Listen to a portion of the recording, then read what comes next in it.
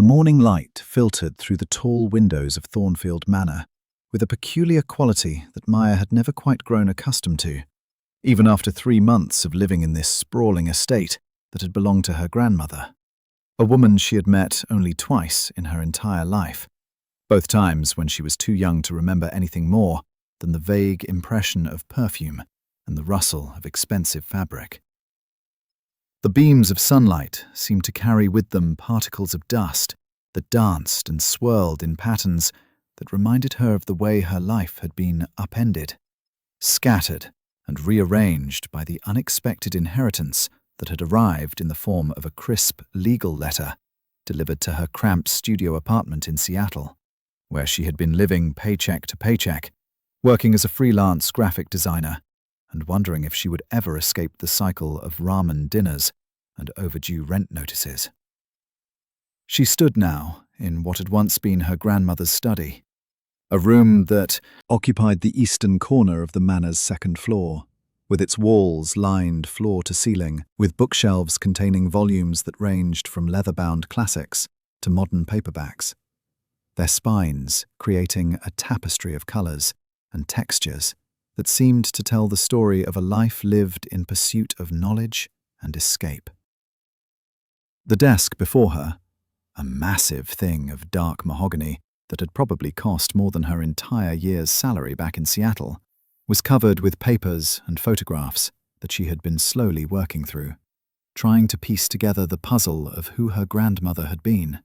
and why she had left everything to a granddaughter she had barely known, bypassing Maya's own mother entirely in a decision that had created a rift so deep and painful that her mother hadn't spoken to her since the day Maya had announced her intention to accept the inheritance and move to Ashford, the small coastal town where Thornfield Manor had stood for nearly 200 years.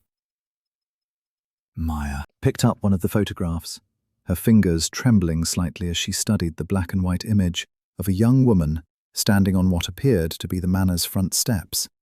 her dark hair pulled back in a style that suggested the photograph had been taken sometime in the 1960s. Her expression one of determined confidence, mixed with something else that Maya couldn't quite identify. Perhaps sadness, perhaps defiance, or perhaps simply the knowledge that life was about to take her down a path she hadn't chosen for herself. The woman in the photograph was her grandmother, Eleanor Thornfield, though the surname had been different then, before her marriage to the man who would become Maya's grandfather, a marriage that had lasted only 5 years before ending in a divorce that, according to the few family stories Maya had managed to extract from her tight-lipped mother, had been both acrimonious and public. The room around her seemed to hold its breath as Maya continued exploration of the past, her hands moving from one item to another with the careful reverence of an archaeologist uncovering artifacts from a lost civilization, each object offering a small glimpse into the life of a woman who had clearly been far more complex and interesting than the stern, distant figure Maya had imagined, based on her mother's brief and bitter comments. There were letters tied with faded ribbon, their envelopes addressed in elegant handwriting to people whose names meant nothing to Maya, but who had clearly meant something to Eleanor. There were drawings and sketches, some quite accomplished, and others clearly the work of a beginner, suggesting that Eleanor had taken up art at some point in her life. There were theatre programs and concert tickets, evidence of a cultural life that seemed at odds with the isolation of the manor and the small town that surrounded it. Maya's exploration was interrupted by the sound of footsteps in the hallway outside the study, a measured and deliberate tread that she had come to recognize as belonging to Mrs. Whitmore, the housekeeper who had worked at Thornfield Manor for the past 30 years and who had stayed on after Eleanor's death, maintaining the property with a dedication that suggested either fierce loyalty or a complete inability to imagine life beyond these walls. The door opened without a knock, and Mrs. Whitmore entered carrying a tea tray that she set down on the small table near the window. Her movements efficient and practiced, her expression as unreadable as always, though Maya thought she detected a slight softening around the woman's eyes as she glanced at the photographs spread across the desk. "You're making progress, I see," Mrs. Whitmore said, a voice carrying the trace of an accent that Maya couldn't quite place, something European, but filtered through decades of living in small-town America. The words measured and careful, as if she were weighing each one before releasing it into the manor, the air between them.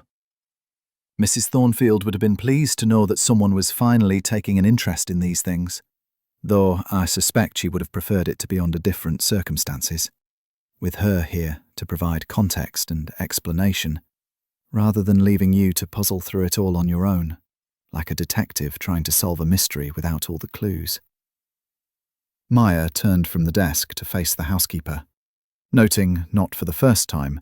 how the woman seemed to embody a kind of timelessness. Her age impossible to determine with any certainty. She could have been anywhere from 50 to 70. Her hair a uniform steel grey, pulled back in a bun that looked severe, but somehow suited her. Her clothing always neat and dark, and utterly without personality, as if she had decided long ago that her own identity was less important than the role she played in maintaining this household. "Did you know her well?" Maya asked, the question emerging with a tentative quality, because she had asked it before in various forms and had never received an answer that satisfied her curiosity or filled in the gaps in her understanding of the grandmother who had shaped her future from beyond the grave. Mrs. Whitmore's expression shifted in a way that might have been a smile, or might have been something else entirely. A tightening of the muscles around her mouth that suggested emotions too complex to be easily categorized or expressed. And she moved to the window to look out at the grounds that stretched toward the distant line of the ocean, visible from this vantage point as a strip of silver blue beneath the morning sky. "I knew her as well as anyone could know Eleanor Thornfield, which is to say, I knew her routines and her preferences, her moods and her habits. But I couldn't claim to have known what went on in her mind or her heart, because she was a woman who kept her deepest thoughts and feelings locked away more securely than any jewels in any safe, protected by walls of reserve and dignity that she had built up over decades of living in a world that demanded women of her generation maintain a certain facade, regardless of what chaos or pain might be churning beneath the surface. The words hung in the air between them, heavy with implications and unspoken histories, and Maya felt a familiar frustration rise within her, the sense that she was being given pieces of a puzzle without any indication of how they might fit together, or what picture they might ultimately form. She returned her attention to the desk and the scattered evidence of Eleanor's life, her fingers finding another photograph, this one in colour, though faded with age,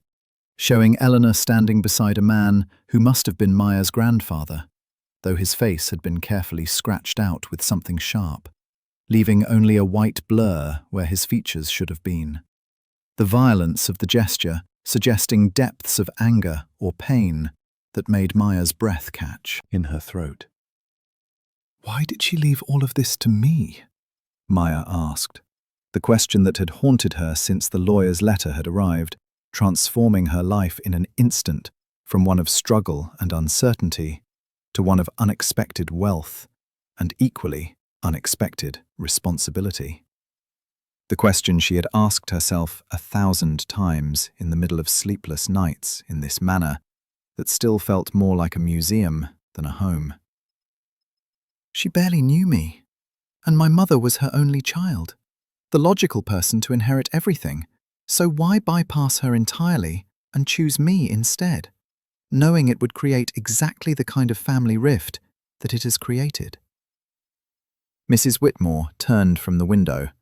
and this time there was no mistaking the sadness in her expression. A genuine emotion that transformed her usually impassive face into something more human and more vulnerable, revealing the woman beneath the housekeeper's professional demeanour. Because Eleanor Thornfield was many things, but she was never someone who made decisions without careful thought and deliberate intention. And she left you this manor and everything in it because she saw in you something she recognized from her own youth, something that your mother had lost, or perhaps never possessed in the first place. A quality that Eleanor valued above all others, even if she couldn't always live up to it herself. The courage to choose your own path, even when that path leads you away from what others expect or demand of you. The willingness to stand alone, rather than compromise yourself for the sake of peace or acceptance, or the approval of those who would rather you be something other than what you are. The words settled over Maya like a mantle, simultaneously comforting and terrifying in their implications,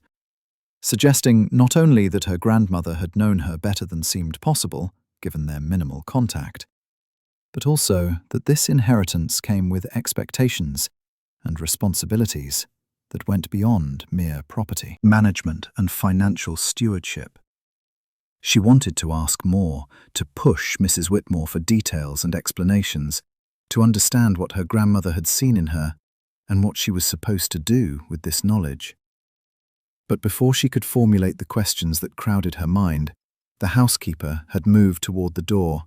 with the same efficient grace that characterized all her movements,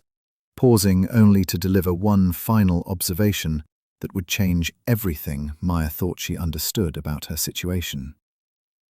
There are things about this house and about Eleanor's life that you need to discover for yourself.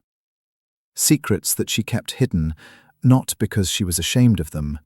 but because she understood that some truths can only be appreciated when they're earned through effort and dedication, rather than simply handed over like gifts, Mrs. Whitmore said, her hand resting on the doorknob as she prepared to leave Maya alone with her thoughts and her grandmother's possessions. But I can tell you this much. The answer to why she chose you, the real answer that goes deeper than anything I've said, can be found in the west wing of the manor, in a room that Eleanor kept locked for the last 20 years of her life. A room that she made me promise to open only for you, and only when I judged that you were ready to face what lies within. And based on what I've observed these past 3 months, watching you settle into this place and begin the work of understanding your inheritance, I believe that time has come. Maya's heart began to race with a mixture of anticipation and apprehension as Mrs. Whitmore reached into her pocket and withdrew a small brass key, ornate and clearly old, its surface decorated with intricate engravings that might have been flowers or might have been something else entirely.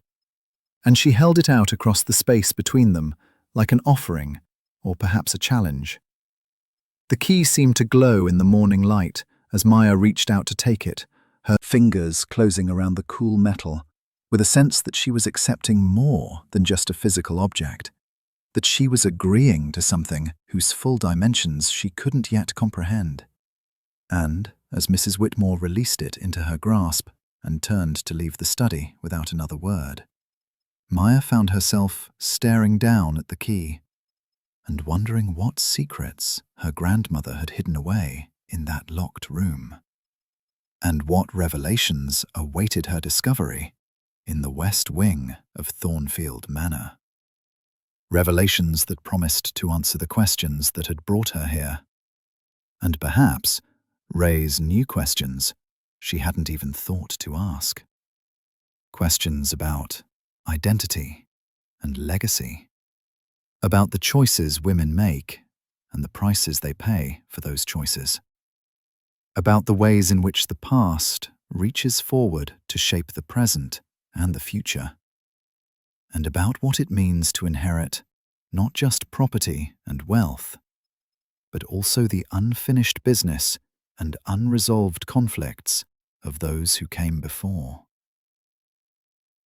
The West Wing. Thornfield Manor stretched before Maya like a corridor in a dream,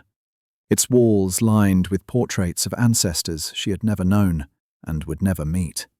their painted eyes following her progress as she walked slowly toward the room that Mrs. Whitmore had spoken of with such weighted significance. The brass key clutched tightly in her hand, as if it might disappear if she loosened her grip even slightly. The afternoon sun slanted through the tall windows at irregular intervals, creating pools of golden light that alternated with shadows deep enough to make her hesitate at each threshold. And she found herself counting her footsteps as a way to steady her breathing and calm the nervous energy that made her hands tremble and her pulse race with a combination of anticipation and something close to dread, though she couldn't have explained what she feared she might find behind the door that had remained locked for 2 decades. She had spent the hour after Mrs. Whitmore's departure in the study, trying to focus on the photographs and letters spread across her grandmother's desk, attempting to distract herself from the magnetic pull of the key and the mystery it promised to unlock. But her concentration had proved impossible to maintain, as her thoughts kept circling back to the housekeeper's cryptic words about secrets and truths that could only be appreciated when earned through effort rather than simply given. The house around her had seemed to grow quieter as the morning progressed into afternoon, as if it were holding its breath in anticipation of what was to come. And even the usual sounds that had become familiar to her over the past 3 months, the creaking of old floorboards settling, the whisper of wind through poorly sealed windows, the distant crash of waves against the rocks below the cliffs on which the manor stood, had faded into a silence that felt expectant and alive with possibility. Maya had finally abandoned her pretense of work and made her way through the manor's labyrinthine corridors, past the grand staircase with its ornate banister carved from dark wood that gleamed with the patina of centuries, past the formal dining room that could seat 20, but had been used, according to Mrs. Whitmore, only a handful of times in the past decade, past the music room with its dusty grand piano, and the library with its thousands of volumes that Maya had barely begun to explore, until she found herself standing at the entrance to the West Wing, a section of the manor that she had ventured into only once before, and had found strangely oppressive, as if the air itself were heavier here and more difficult to breathe. The wing had been added to the original structure sometime in the early 20th century, Mrs. Whitmore had explained during one of their brief conversations about the manor's history. Built by Eleanor's father-in-law as a gift to his wife, who had wanted space for her own pursuits away from the masculine energy that dominated the rest of the household. And it had remained primarily a feminine domain ever since, housing bedrooms and sitting rooms and studios that had been used by the women of the Thornfield family for their private purposes. The portraits that lined the walls seemed to multiply as Maya progressed deeper into the wing, and she paused to examine some of them more closely, noting the progression of fashions and hairstyles that marked the passage of decades, the changing expressions that might have reflected shifting attitudes about what it meant to be a woman of privilege and position, or might simply have reflected the varying skills and sensibilities of the artists who had been commissioned to capture these women for posterity. There was something haunting about walking past these frozen faces, these women who had lived and loved and suffered and died within these walls, or in connection to them. And Maya found herself wondering what they would think of her if they could see her. Now, this granddaughter, who had appeared from nowhere to claim an inheritance that linked her to their bloodline and their legacy. This stranger who had lived her entire life in ignorance of the family history that had nevertheless shaped her in ways she was only beginning to understand. She reached the end of the corridor where it turned sharply to the right, and there before her stood the door that could only be the one Mrs. Whitmore had meant, distinguished from all the other doors in the wing by the heavy padlock that secured it, and by the sense of significance that seemed to emanate from it like heat from a fire, making the air around it shimmer with potential and possibility. Maya approached slowly, her footsteps muffled by the thick carpet that ran the length of the hallway. And as she drew closer, she noticed details she might otherwise have missed. The way the wood of the door was darker than the others,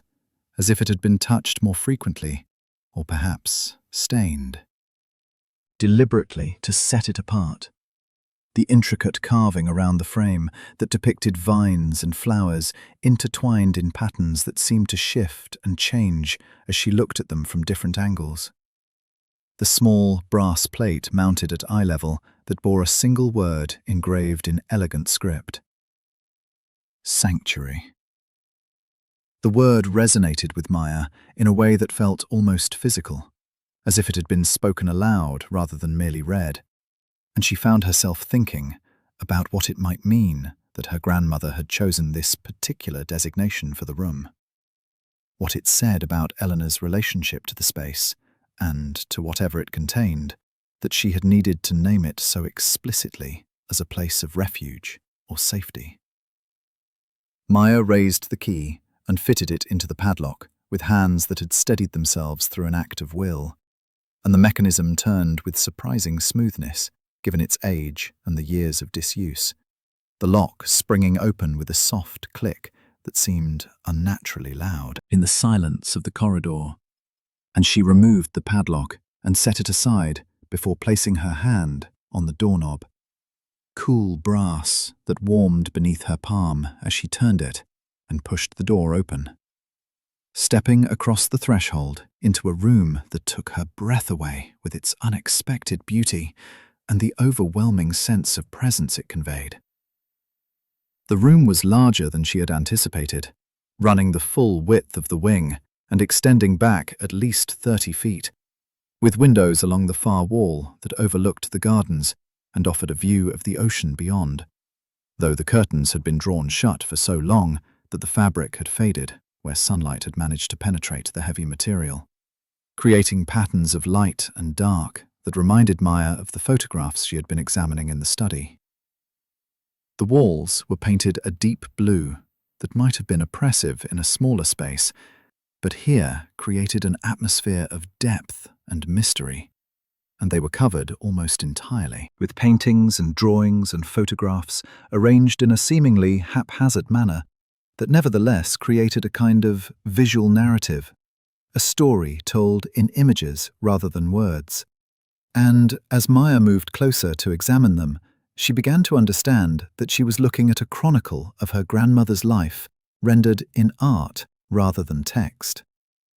There were landscapes that captured the changing seasons around the manor and the town, executed with varying degrees of skill, but all infused with a love of place that was unmistakable in the attention paid to detail and the care taken with light and shadow. There were portraits of people Maya didn't recognize, though from their clothing and the style of the paintings, she could tell they spanned decades.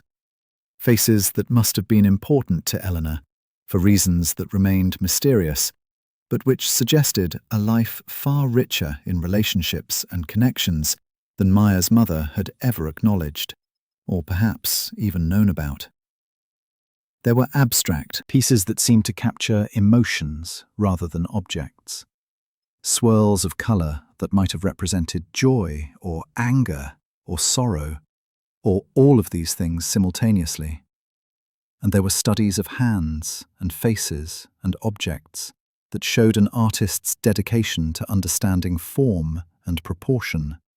the kind of repetitive practice that spoke of serious commitment rather than casual hobby.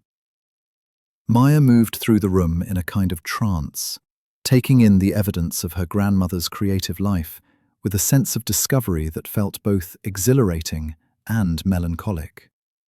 Because here was proof of a passion and a talent that had apparently been hidden away from the world, kept secret even from family, locked behind a door that Eleanor had chosen to open only after her death, and only for the granddaughter she had barely known, but to whom she had entrusted everything. In the center of the room stood an easel, still bearing a canvas that showed the beginnings of a painting, just rough sketches and a few areas of color blocked in, suggesting that Eleanor had been working on it close to the time of her death. And Maya approached it carefully, almost reverently, trying to discern what the finished work might have depicted, though the preliminary marks were too vague and abstract to offer any clear indication of the artist's intention. Beside the easel stood a small table covered with tubes of paint and brushes in various states of use,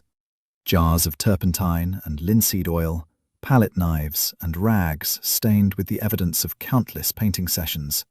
and the smell of the materials hung in the air, despite the months that had passed since anyone had used them, a scent that Maya found oddly comforting in its association with creative work, and the kind of focused attention that allowed a person to lose themselves in the act of making something new. She picked up one of the brushes and held it, as her grandmother must have held it, trying to imagine the feel of it in Eleanor's hand, the way she would have approached the canvas with some vision in mind, some image or emotion that demanded to be given physical form. And Maya felt a connection to her grandmother that was more immediate and more real than anything she had experienced while going through the photographs and letters in the study. Because here she could see and touch the evidence of Eleanor's inner life in a way that felt intimate and true. As she continued her exploration of the room, Maya discovered a series of journals stacked on a shelf near the windows, their covers worn from handling, and their pages filled with what she could see at a glance was a mixture of writing and sketching, thoughts and images combined in a stream of consciousness that suggested these journals had served as a kind of working space for Eleanor's ideas and observations. She pulled one down at random and opened it to find entries dated from the early 1980s. The handwriting slanted and energetic, the prose interspersed with quick sketches that seemed to illustrate the thoughts being expressed. And she began to read with growing fascination as her grandmother's voice emerged from the page with a vitality and directness that made the years separating them collapse into insignificance.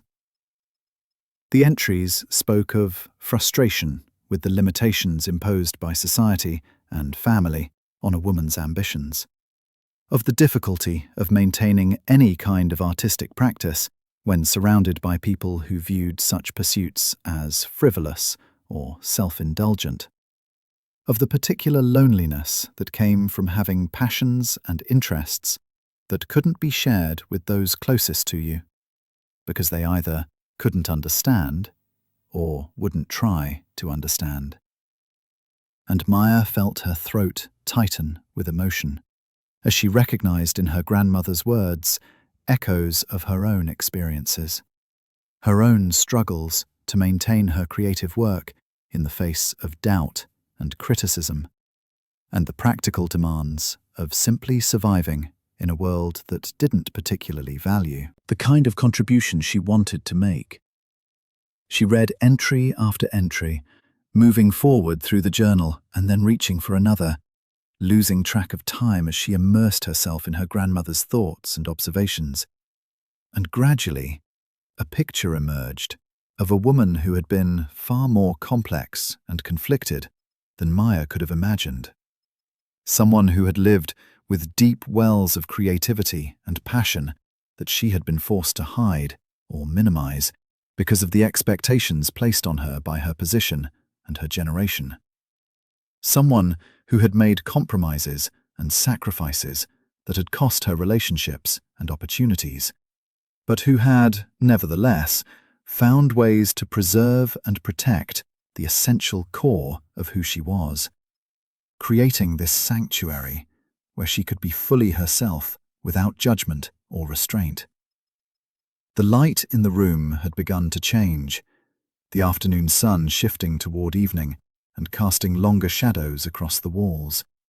when Maya finally looked up from the journal had been reading to find Mrs. Whitmore standing in the doorway, her expression unreadable as always, but with something in her eyes that might have been satisfaction or approval, or simply recognition that a threshold had been crossed and a journey begun. "You've been here for hours," the housekeeper said, her voice gentle in a way Maya had never heard it before, stripped of its usual professional formality and revealing something warmer underneath, something almost maternal in its concern and care. "I thought you might need some sustenance, and perhaps some company as you process what you're discovering. Because I remember when Mrs. Thornfield first brought me to this room,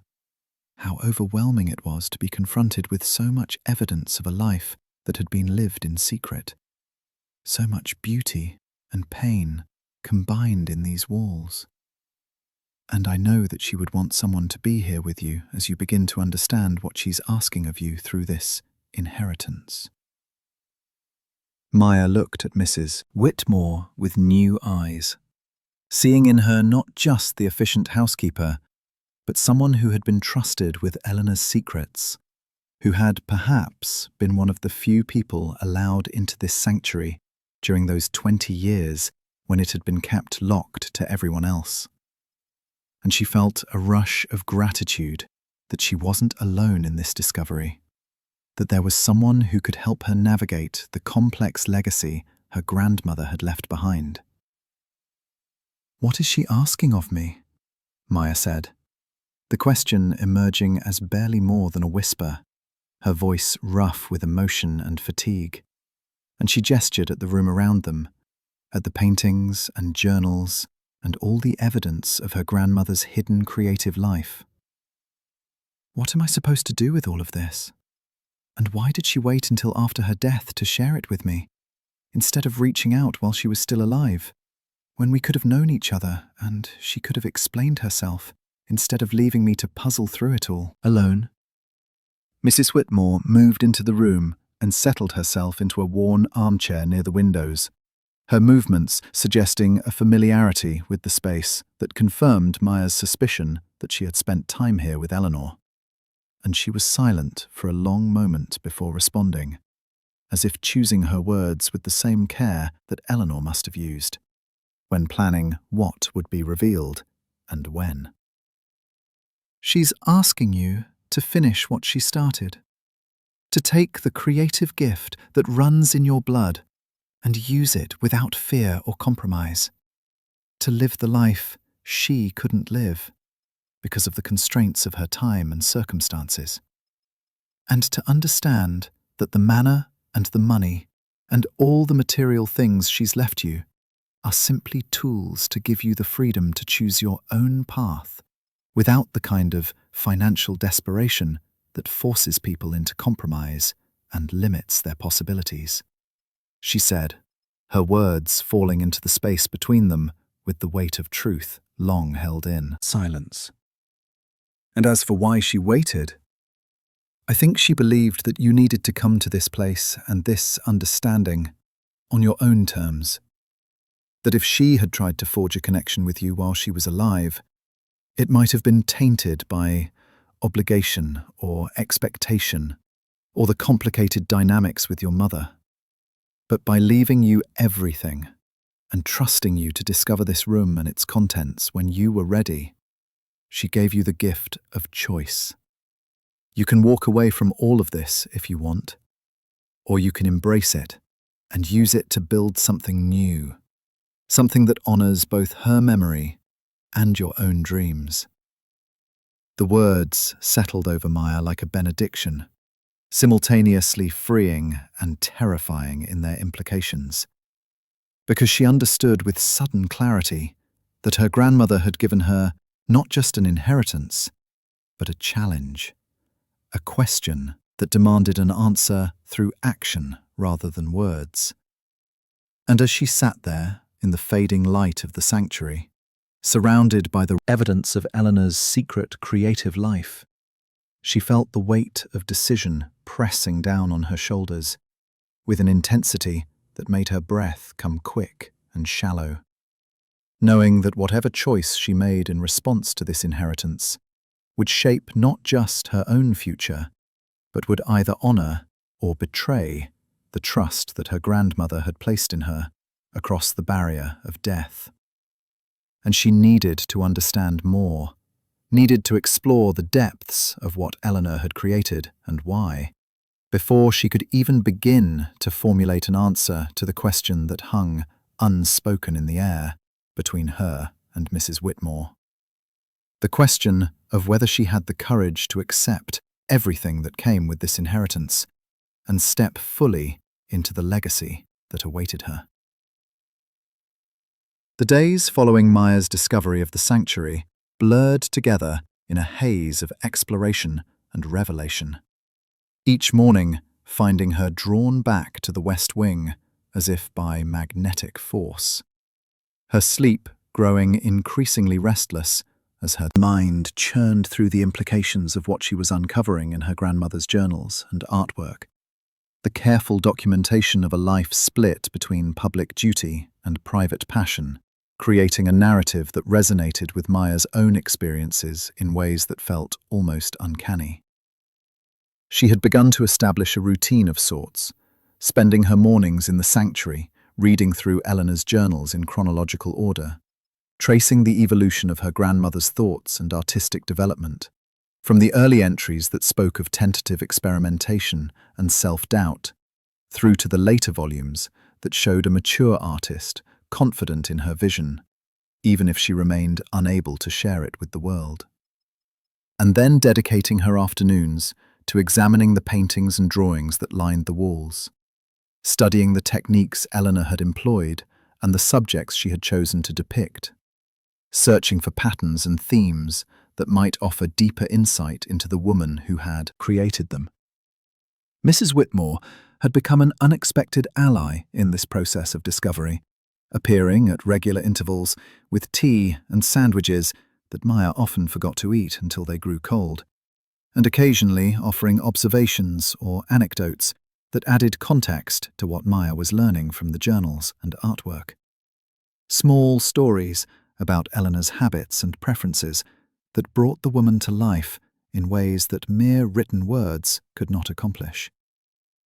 The housekeeper had revealed that she had served not just as Eleanor's employee, but as something closer to a companion during the final years of her life. One of the few people Eleanor had trusted enough to allow into the sanctuary and to share her creative work with. And Maya found herself grateful for this connection, this living link to her grandmother, who could answer questions and fill in gaps that the journals and paintings left tantalizingly open. It was during one of these afternoon sessions, perhaps a week after Maya had first entered the sanctuary, that she discovered the locked cabinet tucked into an alcove near the back of the room, its presence somehow overlooked during her initial exploration, despite its substantial size and the ornate carving that decorated its doors with images of birds and flowers intertwined in patterns that reminded her of the decorations around the sanctuary's entrance. The cabinet stood nearly 6 feet tall and perhaps 4 feet wide, constructed of the same dark wood that seemed to be favored throughout the manor, and it was secured with a lock that looked newer than the cabinet itself, suggesting that it had been added more recently, perhaps as an additional layer of security for whatever the cabinet contained that Eleanor had deemed too private or too precious, even for a room that was itself hidden away from the world. Maya had called for Mrs. Whitmore immediately upon discovering the cabinet, some instinct telling her that she shouldn't attempt to open it without the housekeeper's knowledge or permission. and when the older woman appeared in the doorway, her expression shifted through a series of emotions too quick to identify individually before settling into something that looked like resignation mixed with a trace of apprehension. "I wondered when you would find that," Mrs. Whitmore said, moving into the room with steps that seemed heavier than usual, as if she were carrying a burden that had grown more difficult to bear with the passage of time. And she reached into the pocket of her cardigan to withdraw another key, smaller than the one that had opened the sanctuary itself, but clearly crafted by the same hand, its surface engraved with the same intricate patterns of vines and flowers. "Mrs. Thornfield made me promise that I would give you this key only after you had spent sufficient time with the journals and paintings to understand the context of what you're about to see. Because without that foundation, the contents of this cabinet might seem merely shocking or scandalous, rather than what they actually are, which is evidence of the most important relationship of her life, the connection that shaped everything she became and everything she created, even if it was a relationship that could never be publicly acknowledged or celebrated." The words hung in the air between them with a weight that made Maya's hands tremble as she reached out to accept the key, her mind racing through possibilities and trying to reconcile what Mrs. Whitmore had said with what she had learned from the journals, which had mentioned various friendships and professional relationships, but nothing that seemed to rise to the level of significance the housekeeper was describing. She fitted the key into the lock and turned it, hearing the mechanism click open with a sound that seemed to echo in the quiet of the sanctuary, and she pulled open the cabinet doors to reveal interior shelves lined with boxes and folders, and what appeared to be more journals, these bound in leather of a different colour than the ones she had been reading, a deep burgundy that seemed to glow in the soft light filtering through the curtained windows. Maya reached for the first journal with hands that had steadied themselves through force of will, and as she opened it and began to read, she felt the world shift beneath her feet in a way that was both disorienting and strangely clarifying, because the entries on these pages were different from anything she had encountered in the other journals, more intimate and more raw, written in a voice that trembled with emotion, barely contained by the formal constraints of language and syntax. The journal documented Eleanor's relationship with a woman named Catherine Hayes, an artist who had come to Ashford in the summer of 1967 to teach a painting workshop at the local arts centre. And, from the very first entry, it was clear that what had begun as a professional connection between teacher and student had quickly evolved into something far deeper and more complex, a passionate attachment that had transformed both women's lives and given Eleanor's artistic work a new urgency and purpose. The entries detailed clandestine meetings and stolen moments, the joy of finding someone who understood and valued the creative impulse that drove Eleanor's work, the agony of having to hide their relationship from a world that would never accept or condone it, the constant fear of discovery, and the damage it would cause, not just to their own reputations, but to their families and their positions in the community. Maya read with growing fascination and sadness as the story unfolded across the pages. Eleanor's handwriting, sometimes steady and controlled, and other times wild and nearly illegible, reflecting the emotional state in which the entries had been written. And she learned that Catherine had stayed in Ashford far longer than originally planned, eventually taking a position teaching at a college in a nearby town,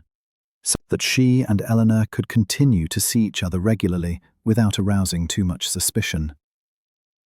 The relationship had lasted for more than 15 years, according to the journals, sustained by a love that both women described as essential to their existence, despite the difficulties and compromises it required. And Maya found herself moved to tears by the tenderness and devotion documented in these pages,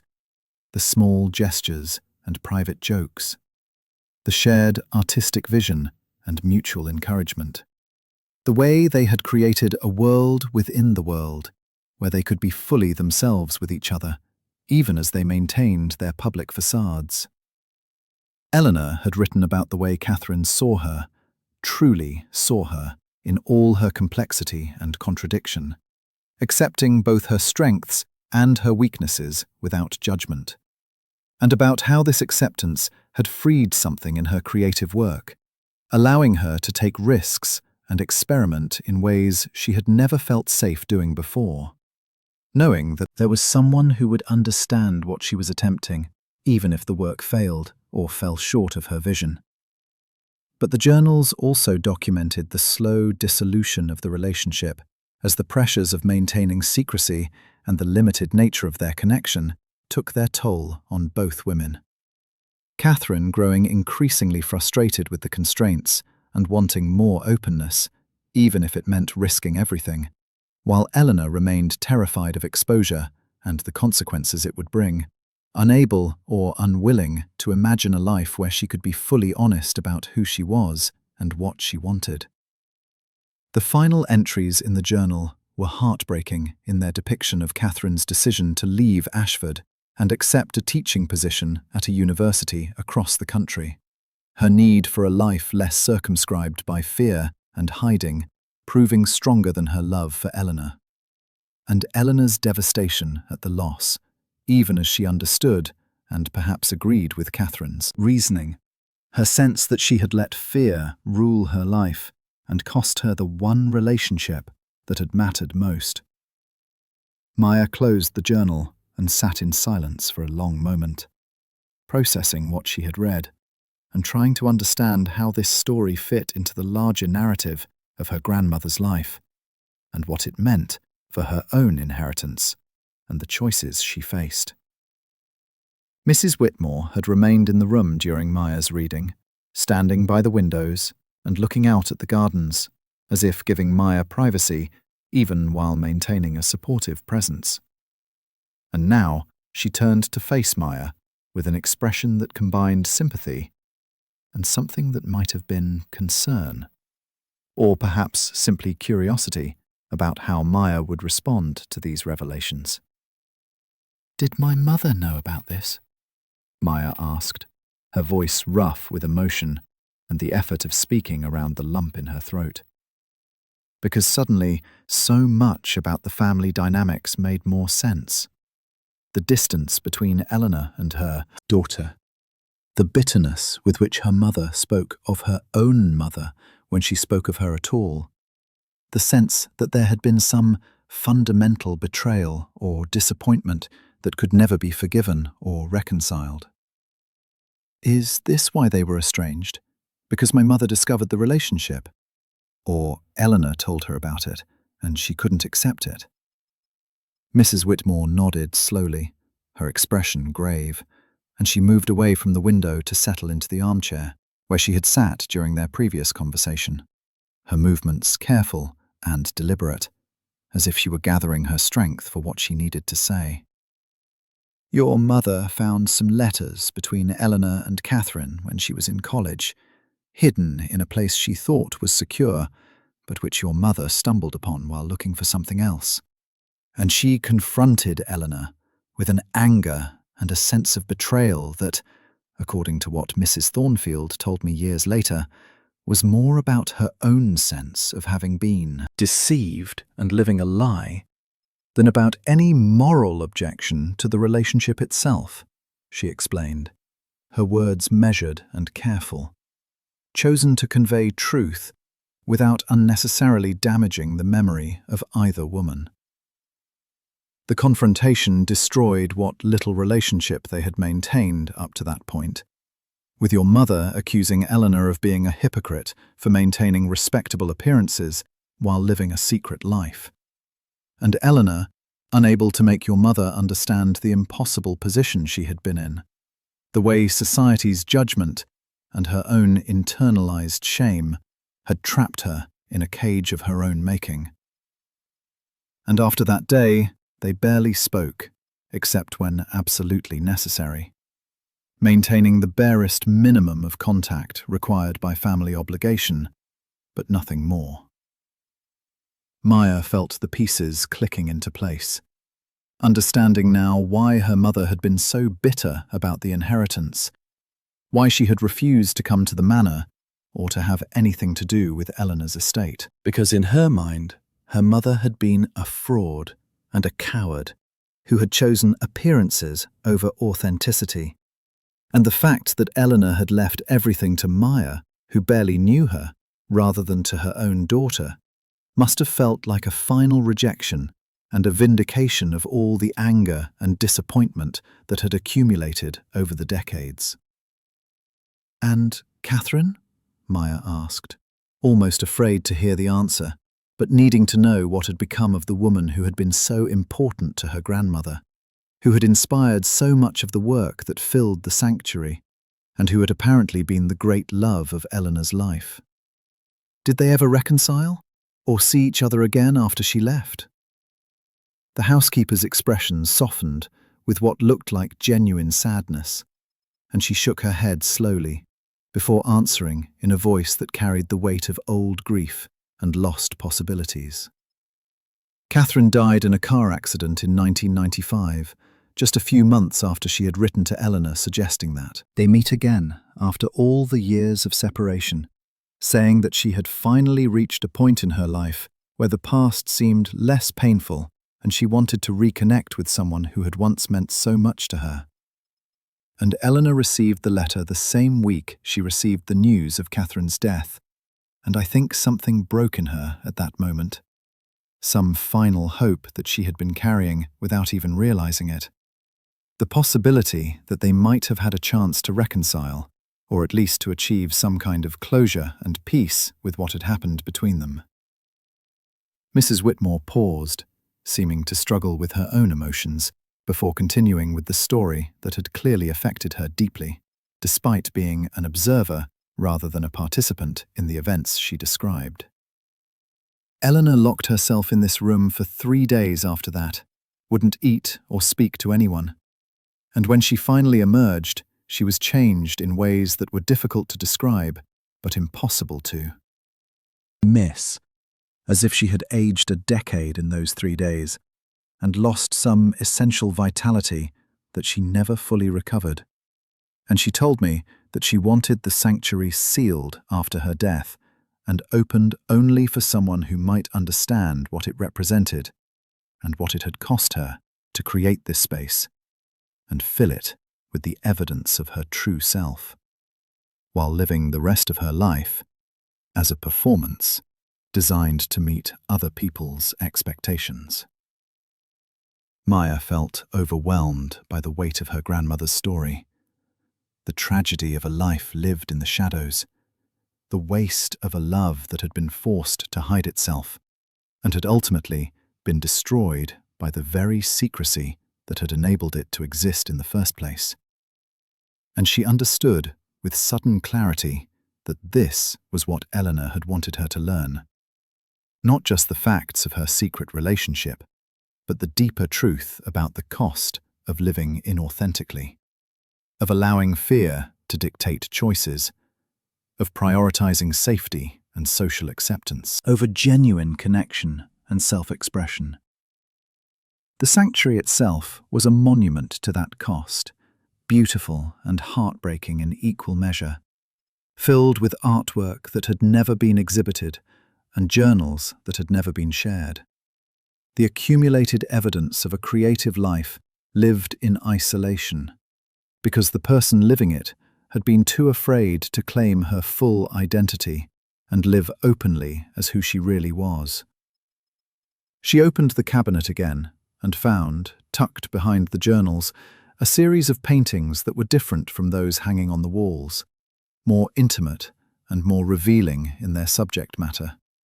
Portraits of Catherine, painted with a tenderness and attention to detail that spoke of the artist's deep love for her subject.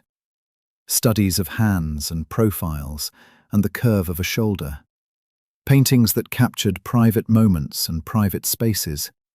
the visual equivalent of the journal entries Maya had just read. There were also paintings of the two women together, done from photographs, memory, showing them in various locations around the manor and the town, and in places that Maya didn't recognize. Evidence of a relationship that had been documented and preserved, even though it could never be openly displayed or acknowledged. And she found herself wondering if creating these paintings had been a comfort to Eleanor, or a torture, a way of holding on to what she had lost, or a constant reminder of what she had been too afraid to fully embrace while she had the chance. At the very back of the cabinet, Maya discovered a folder containing correspondence between Eleanor and Catherine that had continued sporadically over the years after Catherine's departure. Letters that charted their separate lives and maintained a connection that had clearly remained important to both of them, despite the geographical distance and the pain of their separation. And the final letter in the folder was the one Mrs. Whitmore had mentioned, Catherine's suggestion that they meet again,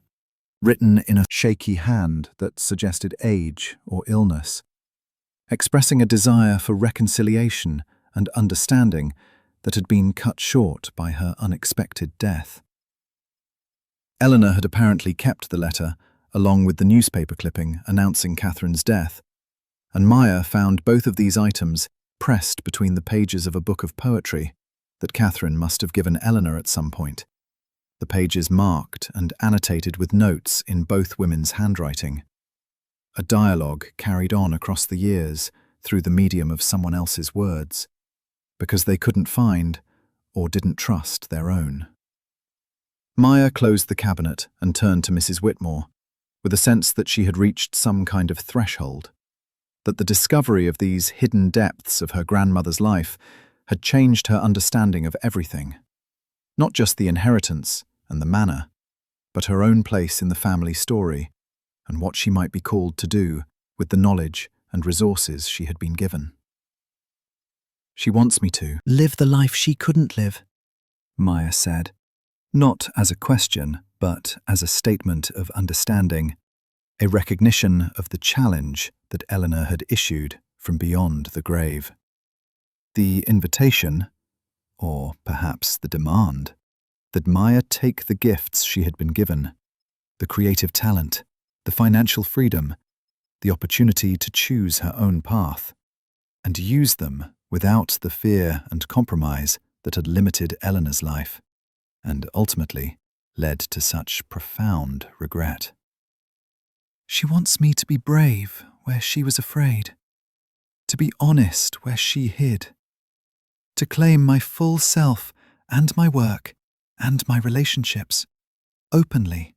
rather than creating another sanctuary where I have to hide what matters most. And she's trusting that I'm strong enough, or different enough, or perhaps just lucky enough to live in a time when such honesty is more possible than it was for her. Mrs. Whitmore nodded, her eyes bright with what might have been tears, or simply the reflection of the fading afternoon light, and she rose from her chair with visible effort, as if the conversation had exhausted her in ways that went beyond mere physical fatigue. That's exactly what she wanted, and why she chose you rather than your mother. Because she saw in you someone who still had the capacity for that kind of courage, who hadn't yet been broken by disappointment or hardened by bitterness, who might still be young enough and flexible enough to take a different path than the one she took. And she hoped that by showing you what her choices had cost her,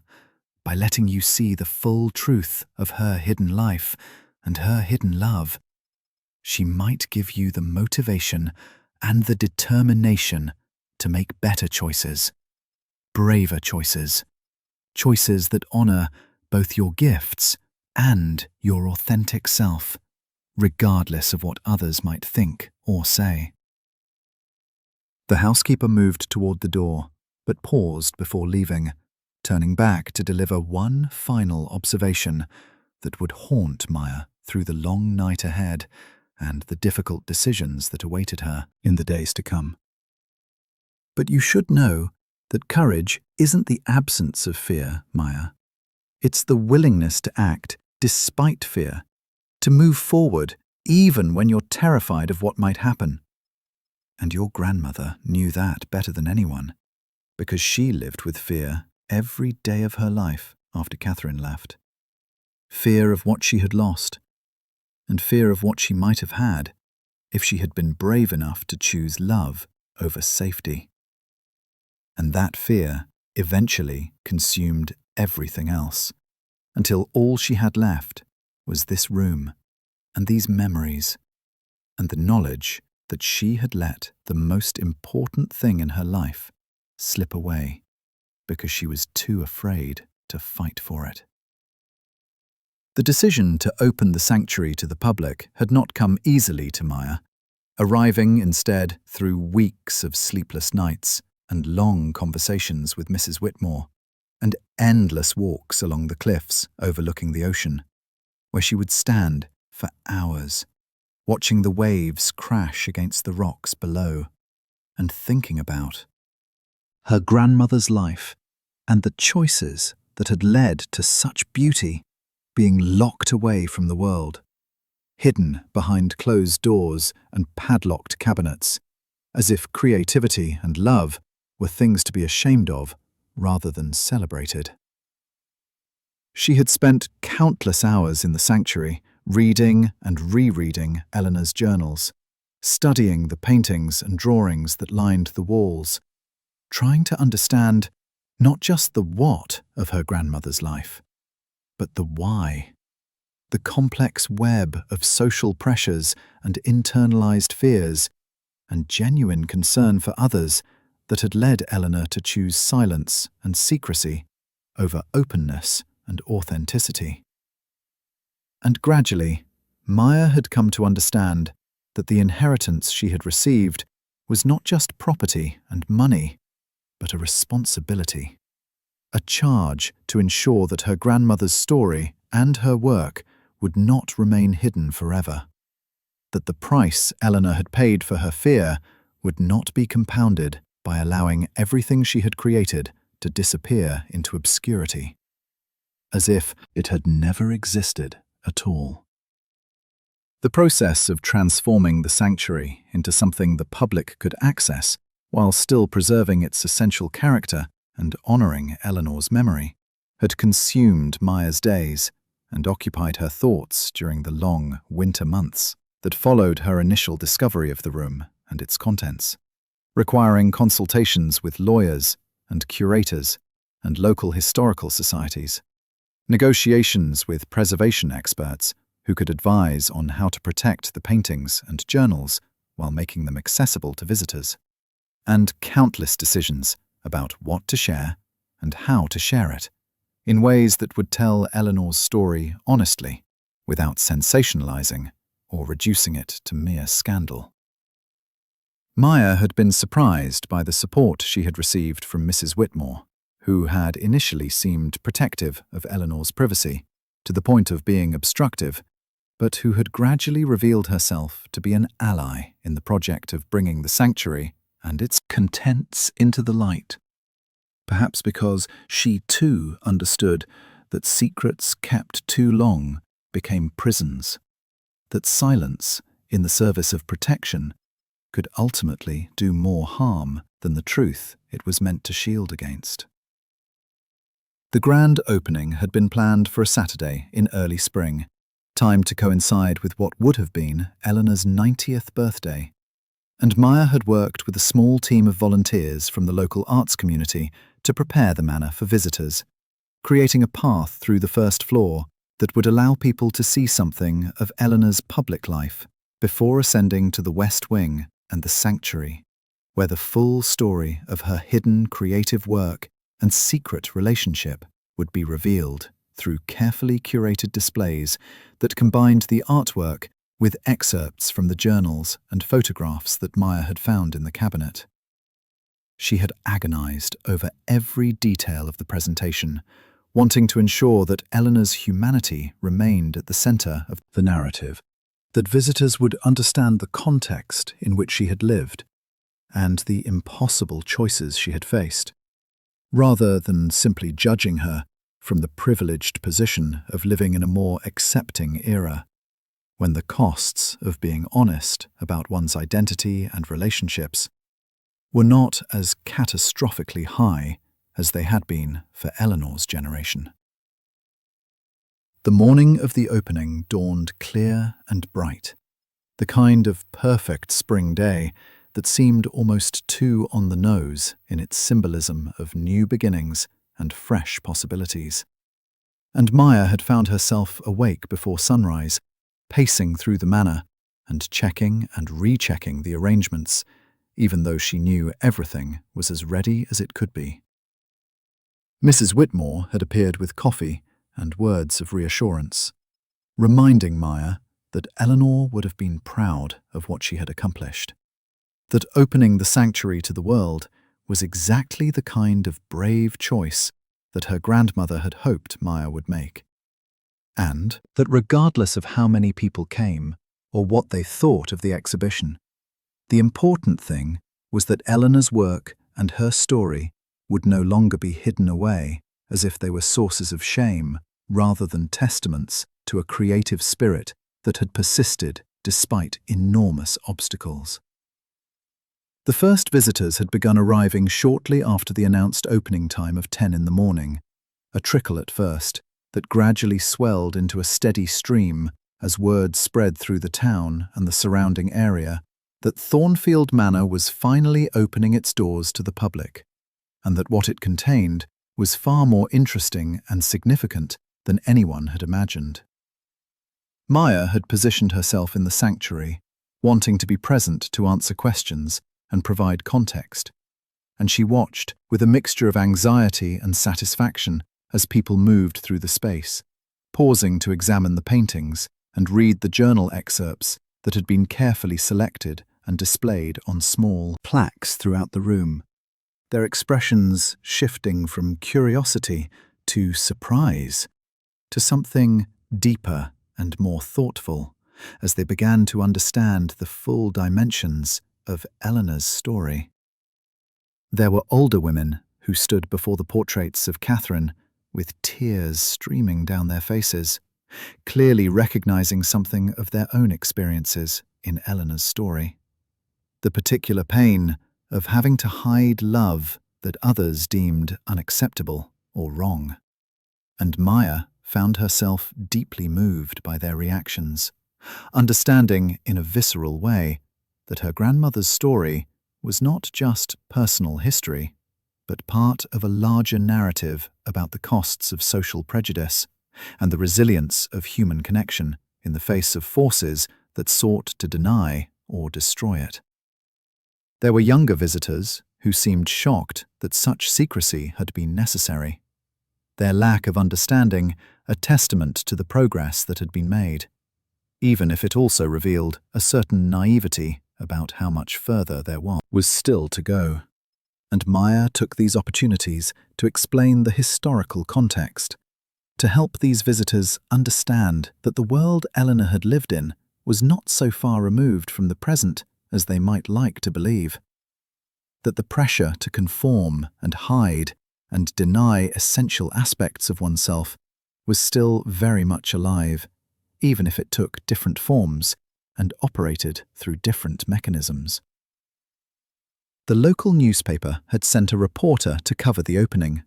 a young woman named Sarah, who had approached Maya with questions that were both perceptive and compassionate,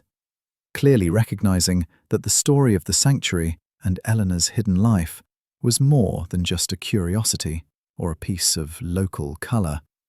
but something that touched on fundamental questions about identity and authenticity, and the price of living in fear of judgment. Maya had found herself speaking more openly than she had intended about her own connection to Eleanor's story, about the ways in which she had struggled with her own creative ambitions and the pressure to live a more conventional life, about the gift her grandmother had given her by showing her the consequences of choosing safety over authenticity. And as she spoke, she realized that she was no longer just the curator of Eleanor's story, but a participant in it. Someone who was being transformed by the process of bringing these hidden truths into the light and sharing them with others who might find in them resonance or recognition, or simply the comfort of knowing they were not alone in their struggles. As the day progressed and more visitors moved through the sanctuary, Maya noticed a woman standing alone before the series of paintings that depicted Eleanor and Catherine together,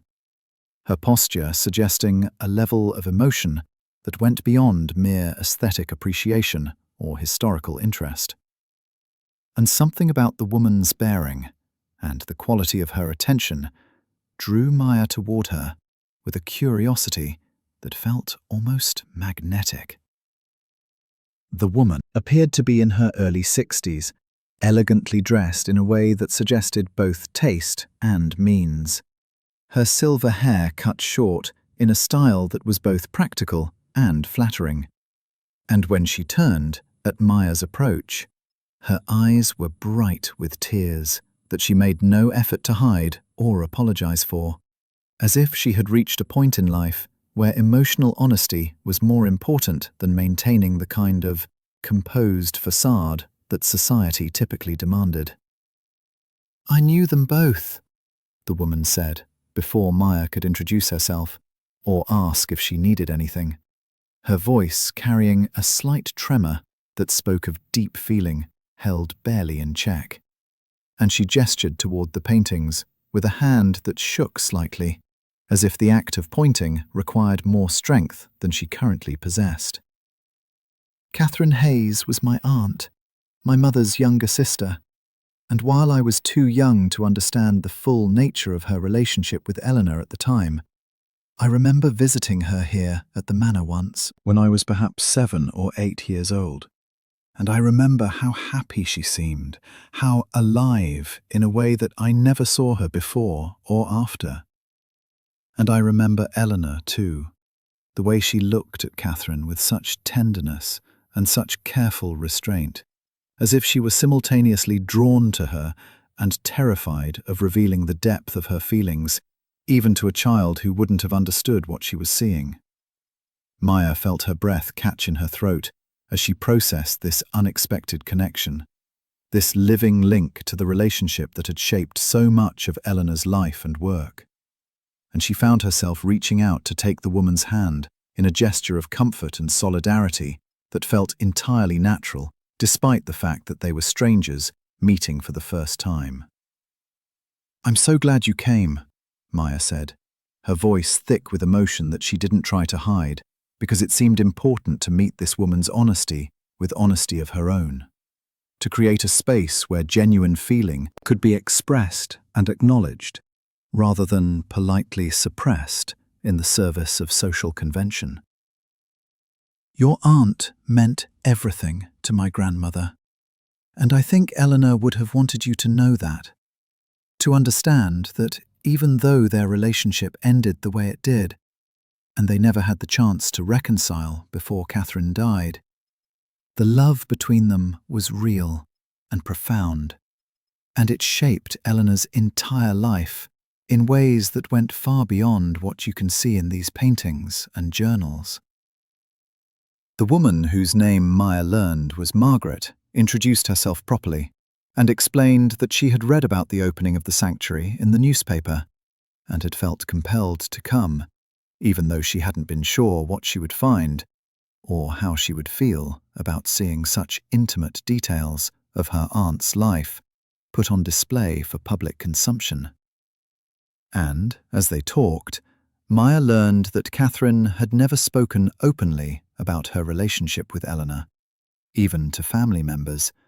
maintaining her own careful silence about the most important connection of her life. Though Margaret had found letters and photographs after Catherine's death that had helped her piece together the story and understand why her aunt had sometimes seemed so sad and so alone, despite being surrounded by colleagues and students who admired her work and valued her friendship. Margaret shared that she had become an advocate for LGBTQ rights in the years following her aunt's death, partly as a way of honouring Catherine's memory, and partly out of a sense that she owed it to all the people who had been forced to hide their identities and their relationships because of social prejudice and fear. And she told Maya that seeing the sanctuary and understanding how much Eleanor had created and preserved despite the constraints she lived under had given her a renewed sense of purpose and a deeper appreciation for the courage it took to create anything authentic in a world that demanded conformity and punished difference.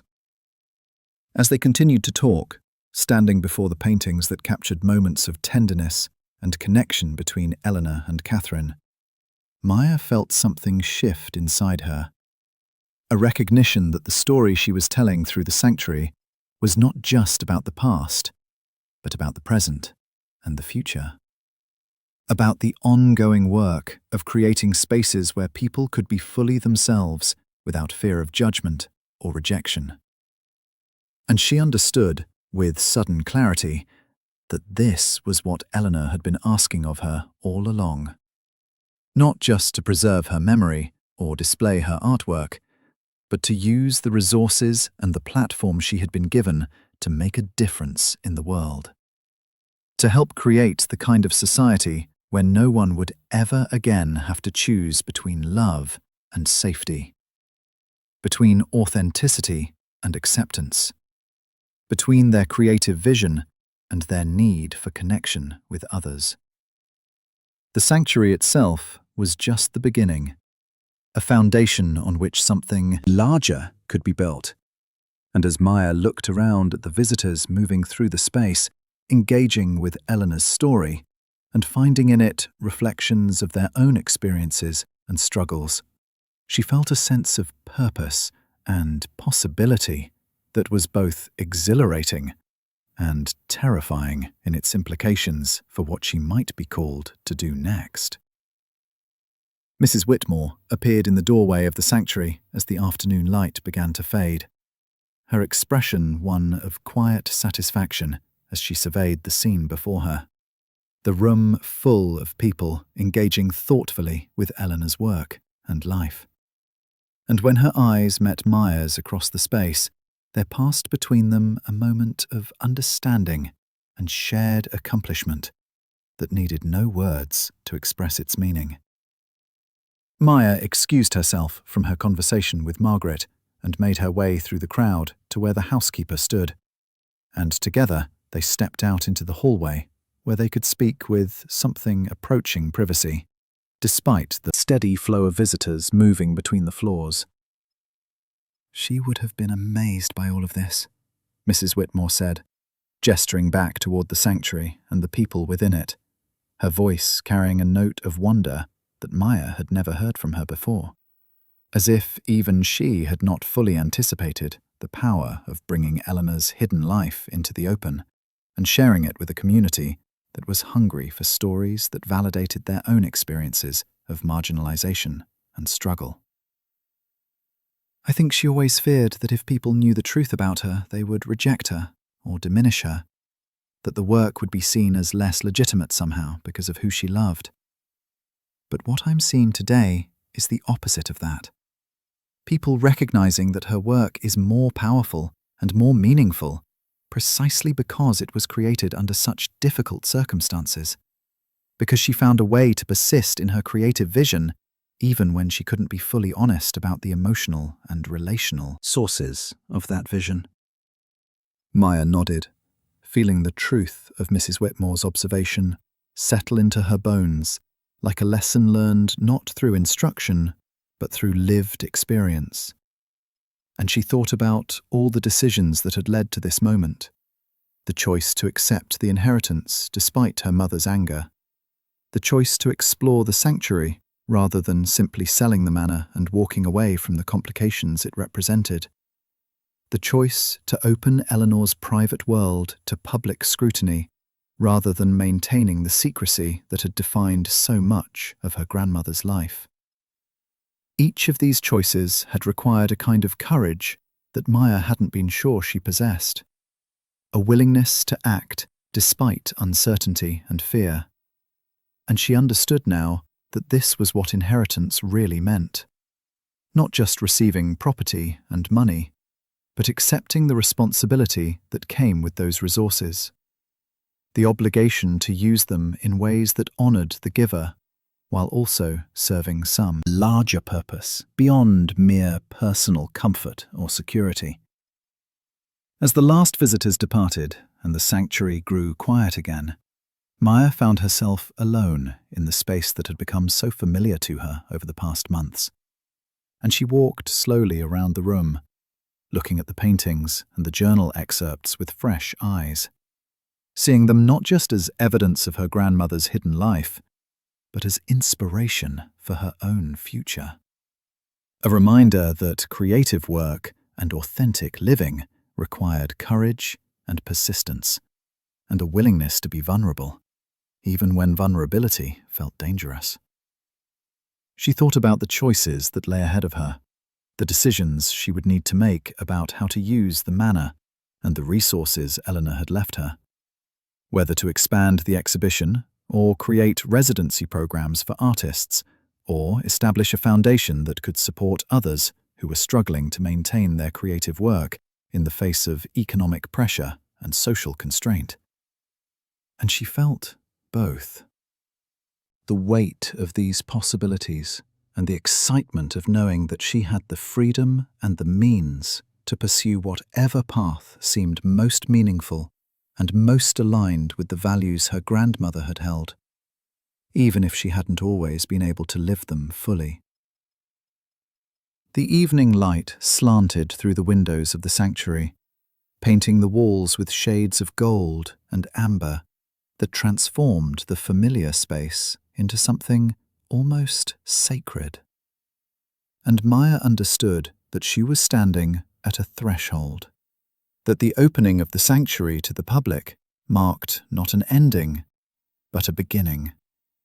The start of a journey whose ultimate destination she couldn't yet see, but which she was committed to undertaking with all the courage and authenticity she could muster. She thought about her mother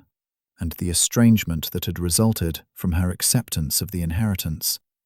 and she felt a renewed determination to reach out and attempt reconciliation,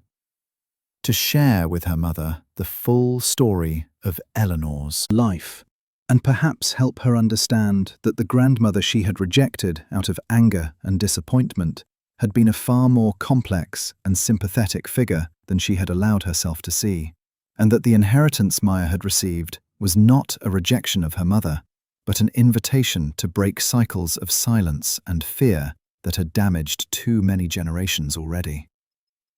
As she prepared to leave the sanctuary and lock its doors for the night, Maya paused one final time before the portrait of Eleanor and Catherine together, the painting that captured them in a moment of unguarded happiness, and she made a silent promise to the women depicted there that she would live the life they had been denied, that she would be brave where they had been forced by circumstance to be cautious, that she would honor their memory, not just by preserving their story, but by using the freedom they had never had to create something new and vital and true. And as she turned away and walked toward the door, she now felt the weight of the past lifting from her shoulders, replaced by the exhilarating lightness of possibility and the knowledge that she was finally, fully, becoming the person she had always been meant to be. The inheritor not just of property, but of a legacy of creativity and courage that would shape everything she did from this moment forward into whatever future she chose to create. The months following the sanctuary's public opening had transformed Maya's life. in ways she could never have anticipated when she first arrived at Thornfield Manor, with nothing but a single suitcase and a head full of questions about the grandmother who had left her everything. And as she sat now, in what had once been Eleanor's study, but had become her own workspace, surrounded by sketches and plans for the artist's residency program she was developing, she found herself reflecting on the circuitous path that had brought her from that first, uncertain day to this moment of clarity and purpose. The residency program had emerged organically from conversations with visitors to the sanctuary, many of whom had shared their own struggles to maintain creative practices while dealing with the economic pressures and social expectations that seemed designed to push artists toward more conventional and supposedly practical pursuits. And Maya had realized that she had both the resources and the space to create something that might help address this problem, to offer other artists the kind of support and freedom that Eleanor had never had, and that might have changed the course of her grandmother's life if it had been available to her. The manor itself seemed to have awakened in response to the influx of visitors and the renewed sense of purpose that animated its rooms and corridors, as if the building had been waiting all these years for someone to recognize its potential as more than just a private residence or a monument to past glories. And Maya had worked with architects and contractors to adapt several of the unused bedrooms and common spaces into studios and living quarters that could accommodate up to 6 artists at a time, for residencies ranging from 1 month to 6 months, depending on the needs of their projects and the resources available. She had established a selection committee composed of local artists and arts educators, along with Mrs. Whitmore, whose decades of experience observing Eleanor's creative practice had given her insights that proved invaluable in evaluating applications and identifying candidates who would benefit most from the opportunity to work in an environment free from the usual distractions and demands of daily life. And the first group of residents was scheduled to arrive in just 3 weeks, their acceptance letters already sent, and their studios prepared with the basic equipment and materials they would need to begin their work. The transformation of the manor from private residence to semi-public art space had required Maya to navigate complex legal and financial arrangements, working with lawyers and accountants to establish the Thornfield Foundation as a non-profit organization that could accept donations and provide tax benefits to supporters, while maintaining the flexibility to adapt its programs in response to the evolving needs of the artists it served. She had been surprised by the generosity of the community's response to her fundraising efforts, with local businesses and individual donors contributing both money and in-kind support in the form of materials and services, as if the town itself had been waiting for an opportunity to be part of something larger than itself,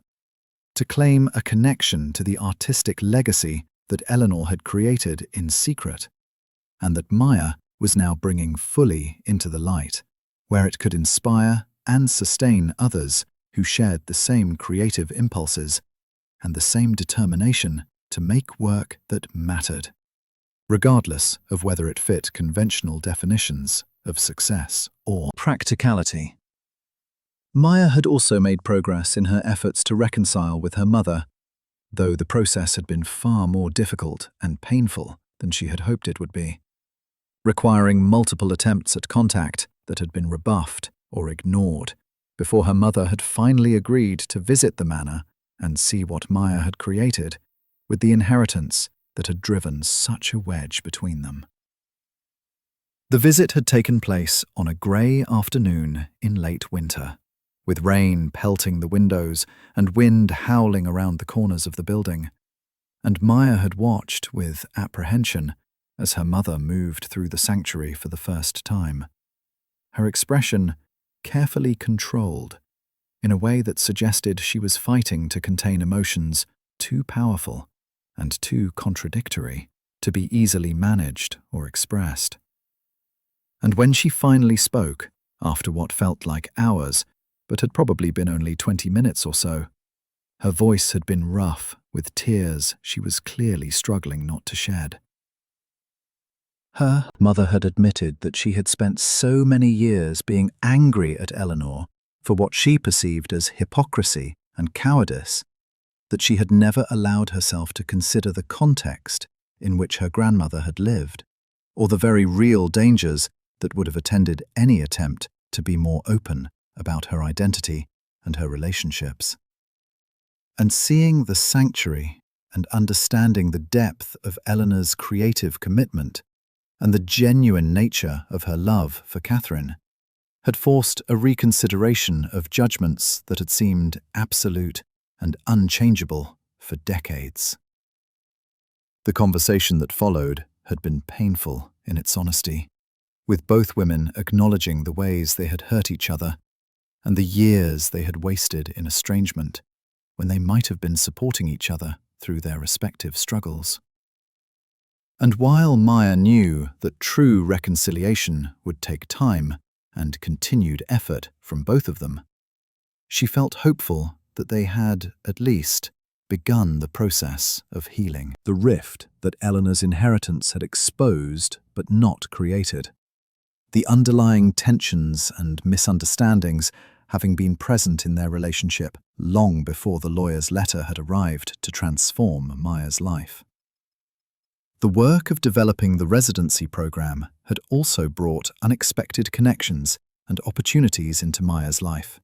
including a deepening friendship with Margaret, Catherine's niece, who had become one of the Foundation's most dedicated supporters and had helped Maya establish connections with LGBTQ arts organizations and advocacy groups that could help promote the residency program to artists who might particularly benefit from the kind of supportive environment Maya was creating. Margaret had shared stories about her aunt that weren't captured in Eleanor's journals or paintings, filling in gaps in Maya's understanding of Catherine's life and helping her appreciate the full dimensions of the relationship that had meant so much to her grandmother. And in the process of these conversations, Maya had found herself opening up about her own life and relationships in ways that felt both vulnerable and liberating, admitting to struggles with intimacy and commitment that she had never fully acknowledged, even to herself, much less discussed with anyone else. It was through Margaret that Maya had met Rachel, an artist and curator who was helping to organize a major exhibition of queer women artists at a museum in Boston, and who had expressed interest in including some of Eleanor's work in the show. And what had begun as professional conversations about the logistics of loans and insurance and conservation had gradually evolved into something more personal and more significant.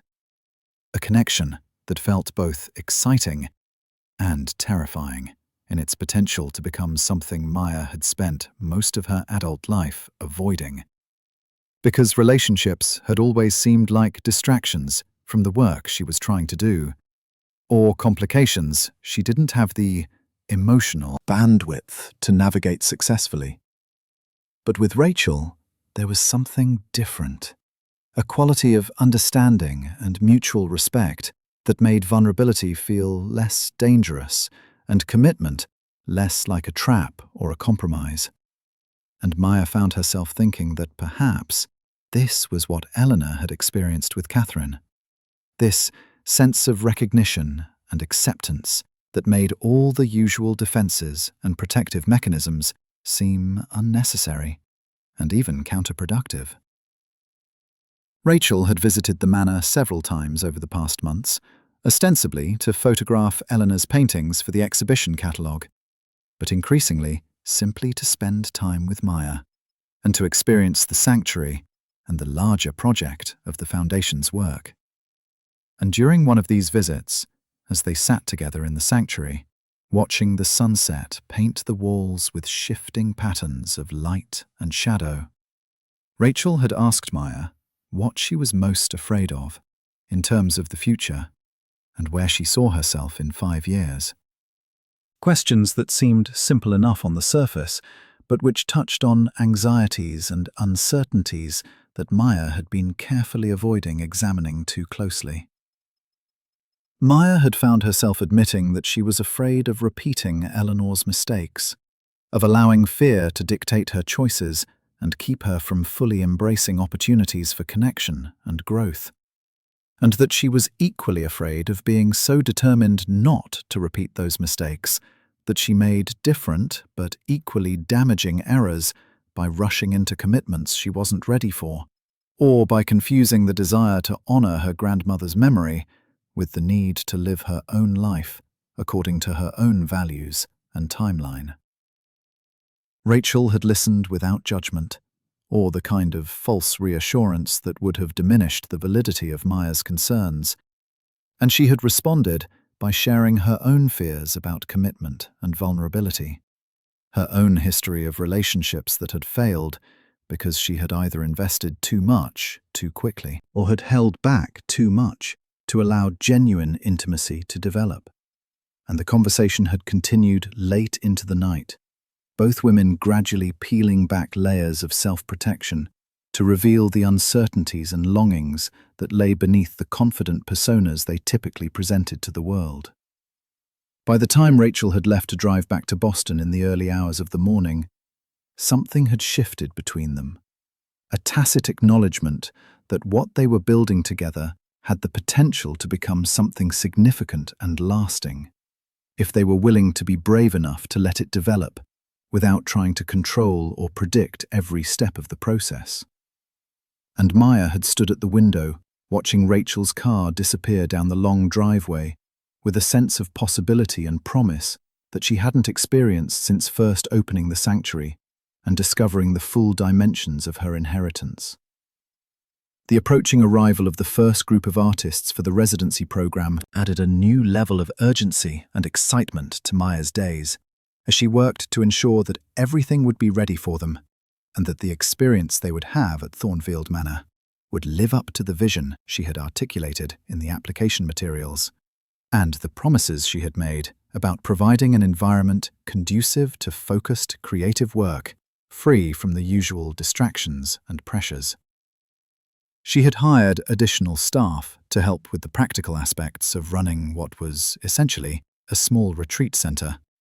including a part-time chef who would prepare communal dinners several nights a week to encourage interaction and conversation among the residents. And she had worked with Mrs. Whitmore to establish rhythms and routines that would balance the artist's need for solitude and uninterrupted work time with opportunities for community and mutual support, knowing from her own experience how isolating creative work could be, and how valuable it was to have people around who understood the challenges and frustrations that were inherent to the process. Maya had also continued her own creative practice during these months of planning and preparation, returning to the graphic design work she had largely abandoned when she first arrived at the manor, but now approaching it with renewed energy and a clearer sense of purpose, no longer seeing it as merely a way to pay bills, but as a legitimate form of artistic expression that deserved the same kind of attention and commitment that she was encouraging the residency artists to bring to their own work. She had set up a studio for herself in one of the manor's smaller rooms, a space that looked out over the gardens and the ocean beyond. And she had begun experimenting with combining traditional design techniques with the kind of painterly approaches she had been studying in Eleanor's work, creating hybrid pieces that existed somewhere between commercial art and fine art, between practical communication and pure aesthetic exploration. And she found the work both challenging and deeply satisfying in ways that her previous freelance projects had rarely been. The sanctuary itself had become a kind of pilgrimage site for people from all over the region and even from other parts of the country. Visitors who had read about Eleanor's story in the newspaper coverage of the opening, or who had heard about it through word of mouth in LGBTQ communities and artistic circles. And Maya had been moved by the guest book entries that accumulated week after week. Messages from people expressing gratitude for the courage it had taken to share such a private story, and describing how Eleanor's experience had resonated with their own lives and struggles. There were entries from older visitors who wrote about their own lost loves and secret relationships, their own years of hiding and pretending, and paying the psychological cost of living double lives. And there were entries from younger people who expressed shock that such secrecy had been necessary, and determination to ensure that future generations would not face the same constraints and prejudices. And reading these messages, Maya felt confirmed in her decision to open the sanctuary, despite the risks involved and the exposure it had created for her grandmother's memory. As the day approached when the first residents would arrive and the manor would truly begin its new life as a working arts centre, rather than simply a museum or memorial to the past, Maya found herself thinking often about the conversation she had had with Mrs. Whitmore in the sanctuary on that first day, when the housekeeper had given her the key and told her that Eleanor had been waiting for someone who would understand what the room represented and what it was asking of whoever inherited it. She understood now that Eleanor had not been asking her simply to preserve the past or to display the evidence of a hidden life, but rather to use that evidence as inspiration and motivation for living differently, for making choices that honored creativity and authenticity, even when those choices required courage and involved risk, for building something that would serve not just her own needs, but the needs of a larger community of artists and seekers who were trying to find their own paths in a world that still too often demanded conformity and punished difference. The evening before the residents were scheduled to arrive, Maya walked through the manor one final time, checking each studio and living space to ensure that everything was in order, and she ended her tour in the sanctuary,